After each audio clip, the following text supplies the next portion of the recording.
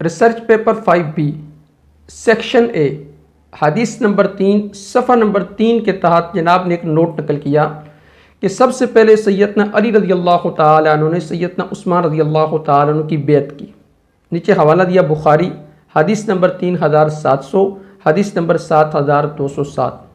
اب آپ اس کو ریسرچ کریں، اسلام 1 کے اندر چلے جائیں، اسلام 360 میں چلے جائیں۔ آپ کے پاس کوئی بخاری شریف مترجم پڑھی ہے تو اس کو جا کر دیکھیں اور اس میں سے حدیث نمبر 3700 بھی نکال کے دیکھیں اور حدیث نمبر 7207 بھی نکال کے دیکھیں۔ وہاں صاف لکھا ہوا ہے کہ سب سے پہلے سیدنا عثمان کی بیعت کرنے والے وہ عبد الرحمن بن عوف رضی اللہ تعالی عنہ تھے۔ سوال یہ ہے، بخاری میں آتا ہے کہ سب سے پہلے بیعت کرنے والے عبد الرحمن بن عوف، حدیث میں آتا ہے کہ سب سے پہلے بیعت کرنے والے عبد الرحمن بن عوف، محدثین کے نزدیک سب سے پہلے بیعت کرنے والے عبد الرحمن بن عوف، مؤرخین کے نزدیک سب سے پہلے بیعت کرنے والے عبد الرحمن بن عوف، علماء کے نزدیک سب سے پہلے بیعت کرنے والے عبد الرحمن بن عوف۔ بخاری پڑھنے والے کو یہ معلوم ہوتا ہے اس حدیث سے کہ سب سے پہلے بیعت کرنے والے عبد الرحمن بن عوف، پوری امت یہ کہتی ہے کہ سب سے پہلے بیعت کرنے والے عبد الرحمن بن عوف تھے۔ بخاری پڑھنے سے یہ پتہ چلتا ہے کہ عبد الرحمن بن عوف نے سب سے پہلے بیعت کی، اور ریسرچ پیپر 5B پڑھنے سے یہ پتہ چلتا ہے کہ سب سے پہلے بیعت سیدنا علی رضی اللہ تعالی عنہ نے کی۔ فیصلہ آپ خود کر لیں کہ اصل علمی کتابی کون ہے اور علمی کتابی کا کھوکھلا نعرہ لگانے والا وہ کون ہے۔ اچھا، اس سے مزے کی بات میں آپ کو بتلاؤں، ایسا نہیں ہے کہ جناب کو پتہ نہیں ہے، جناب کو پتہ ہے۔ بتلایا گیا کہ بھئی حدیث میں آتا ہے کہ سب سے پہلے بیعت کی عبد الرحمن بن عوف نے، آپ نے ریسرچ پیپر کے اندر لکھ دیا کہ سب سے پہلے بیعت کی وہ سیدنا علی رضی اللہ تعالیٰ عنہ نے۔ یہ حدیث کے اندر خیانت بھی ہے، حدیث میں اپنا لقمہ ڈالنا بھی ہے، اور نبی اکرم صلی اللہ علیہ وسلم کی ذات مبارکہ پر جھوٹ بولنا بھی ہے۔ حالانکہ خود امام بخاری رحمہ اللہ تعالیٰ نے باب باندھا ہے، باب اسم من کذب علی النبی صلی اللہ علیہ وسلم، کہ اس آدمی کا گناہ جو نبی اکرم صلی اللہ علیہ وسلم پر جھوٹ بولتا ہے۔ اور ربیع بن حراش رضی اللہ تعالیٰ عنہ فرماتے ہیں کہ میں نے سیدنا علی رضی اللہ تعالیٰ عنہ سے سنا، اور سیدنا علی رضی اللہ تعالیٰ فرماتے ہیں کہ نبی اکرم صلی اللہ علیہ وسلم فرماتے ہیں کہ لا تکذبوا علیہ، مجھ پر جھوٹ نہ بولو، جس نے مجھ پر جھوٹ بولا اس نے اپنا ٹھکانہ جہنم کے اندر بنا دیا۔ اور یہ حدیث بھی سیدنا علی رضی اللہ تعالیٰ عنہ سے ہے، اور سیدنا علی رضی اللہ تعالیٰ عنہ کا نام لے کر ہی جھوٹ بولا گیا کہ سب سے پہلے بیعت سیدنا علی رضی اللہ تعالی عنہ نے کی۔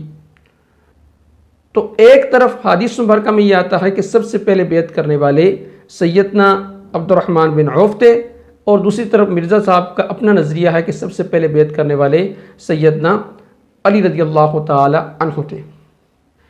تو جب ان کو بتلایا کہ آپ نے تو حدیث میں جھوٹ بولا ہے، تو بجائے اس کے کہ اس کی تصحیح کر لیتے، کہتے تھے مجھ سے غلطی ہو گئی تو میں اس کو ٹھیک کر لیتا ہوں، اپنی بات پر ڈٹ گئے اور کہانیاں کروانی شروع کر دی۔ کہتے ہیں علماء کہانیاں کرواتے، علماء کہانیاں نہیں کرواتے، اسے کہتے ہیں چور مچائے شور۔ تو بالکل اسی طرح یہ کہانیاں خود کرواتا ہے حدیث کے نام پر، قرآن کریم کی آیات کے نام پر، اور الزام علماء کو دیتا ہے۔ اب اس نے کہانی کروائی دی عبد الرحمن بن عوف، تو وہ جج تھے، اور جج جو ہوتا ہے وہ فریق نہیں بن سکتا، تو لہٰذا پھر بھی سب سے پہلے بیعت کرنے والے وہ سیدنا علی ہیں، اور دیدہ دلیری کے ساتھ اپنی بات پر ڈٹ گیا۔ یار مجھے بتائیں، دنیا کے کس قانون میں جج پارٹی ہوتا ہے؟ جج پارٹی ہوتا ہے؟ عبد الرحمن بن عوف جج تھے۔ عبد الرحمن بن عوف کا حضرت عثمان کی بیعت کرنا پہلے بندے کی بیعت نہیں تھی، کیونکہ وہ تو فیصلہ سنانے والے تھے۔ پارٹی کون تھا؟ حضرت علی کو خلیفہ بنانے والے اور حضرت عثمان کو خلیفہ بنانے والے، یہ دو پارٹیاں تھیں۔ تو سب سے پہلے بیعت پھر حضرت علی کی بنتی ہے۔ اب میں اس کے دو جوابات دوں گا، ایک تحقیقی جواب اور ایک اپنا روایتی جواب۔ تحقیقی جواب، آپ کہتے ہیں کہ وہ جج تھے، کیا کسی قوم کے اندر ایسا قانون ہے کہ وہ جج کا ووٹ شمار نہ کرتے ہوں؟ اگر جج کا ووٹ بھی شمار ہوتا ہے اور اس کے ساتھ اس کی گنتی بھی شمار ہوتی ہے اور اس پر ہار جیت کا فیصلہ بھی ہوتا ہے، تو پھر عبد الرحمن بن عوف رضی اللہ تعالی عنہ جج ہونے کے باوجود ان کا ووٹ شمار کیوں نہیں، اس کی گنتی کیوں نہیں کی جائے گی، اور اس کی وجہ سے ہار جیت کا فیصلہ کیوں نہیں ہوگا؟ اگر یہی قاعدہ بنانا ہے تو پھر ابو بکر صدیق رضی اللہ تعالیٰ عنہ کی سب سے پہلے بیعت کرنے والے وہ سیدنا عمر فاروق تھے، پھر آپ یہی کہیں گے وہ بھی جج تھے۔ پھر محدثین کو پتہ نہیں چلا، امام بخاری کو پتہ نہیں چلا شارحین کو پتہ نہیں چلا، سلف صالحین کو پتہ نہیں چلا، سب سے پہلے کسی پر الہام جو ہوا ہے وہ محمد علی مرزا پر ہوا ہے جی، وہ جج تھے، ان کو تو کسی کھاتے میں شمار نہیں کیا جائے گا۔ سب سے پہلے جو بیعت ہے وہ سیدنا علی رضی اللہ تعالی عنہ نے کی ہے، اس کو شمار کیا جائے گا۔ حالانکہ حدیث کہتی ہے کہ پہلے بیعت عبد الرحمن بن عوف نے کی، اور مرزا صاحب کہتے ہیں کہ نہیں، سب سے پہلے بیعت سیدنا علی رضی اللہ تعالی عنہ نے کی۔ اب میرا روایتی جواب سے پہلے میں مرزا صاحب کی ایک کہانی آپ کو سنا دوں کہ فتح مکہ کے موقع پر معافیاں مانگ کر اسلام قبول کرنے والے جو ساری زندگی اسلام کے پیٹ میں چھرا گھومتے رہے اور موت کے ڈر سے جنہوں نے کلمہ پڑھ لیا، کیا ان آیات کا مصداق آپ ان کو ٹھہرائیں گے؟ اگر ان کو ٹھہرائیں گے اس کا مطلب ہے آپ نے قرآن کریم کے ساتھ خیانت کی ہے اور قرآن کریم کے منہ میں اپنا لقمہ ڈالا ہے۔ یہ تو قرآن کریم کے ساتھ بہت بڑی خیانت کرنا ہے۔ اگرچہ ان آیات کا مصداق وہ سارے صحابہ ہیں، لیکن اس کے باوجود آپ کہتے ہیں کہ اگر آپ سارے صحابہ کو ان کا مصداق ٹھہرائیں گے تو قرآن کریم کے ساتھ خیانت کرنا بھی ہے اور قرآن کریم کے منہ میں اپنا لقمہ ڈالنا بھی ہے۔ اس سے مراد صرف صلح حدیبیہ والے ہیں۔ اگر ایسی بات ہے تو اس سے مراد صرف صلح حدیبیہ والے ہیں، اور سب کو شمار کریں گے تو اپنا لقمہ بھی ڈالیں گے اور خیانت بھی کریں گے۔ محمد صلی اللہ علیہ وسلم اللہ کے رسول ہیں، والذین معہ، اور جو ان کے ساتھی ہیں، اشداء علی الکفار، وہ کافروں پر تو بڑے سخت ہیں، رحماء بینہم، لیکن آپس میں بڑے نرم دل ہیں، ایک دوسرے کا خیال رکھنے والے۔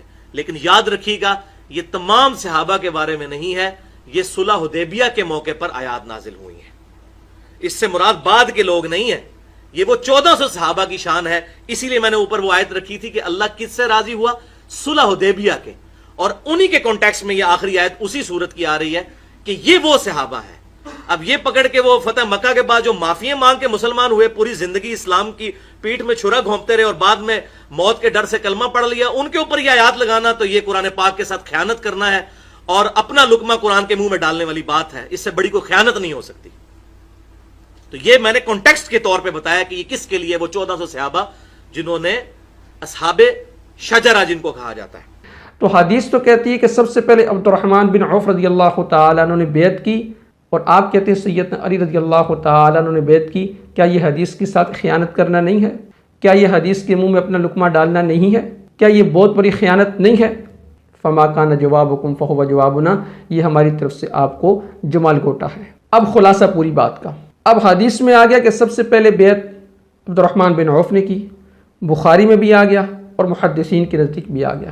ریسرچ پیپر 5B میں یہ آتا ہے کہ سب سے پہلے بیعت سیدنا علی رضی اللہ تعالیٰ عنہ نے کی، اور محمد علی مرزا کا بھی یہی نظریہ ہے، اور اس پر اس نے ایک کہانی بھی کروائی۔ فیصلہ آپ خود کریں، علمی کتابی کون ہے اور نام نہاد علمی کتابی کون ہے، کہانیوں کا الزام کس پہ لگایا جاتا ہے، اور اصل کہانیاں کروانے والا وہ کون ہے۔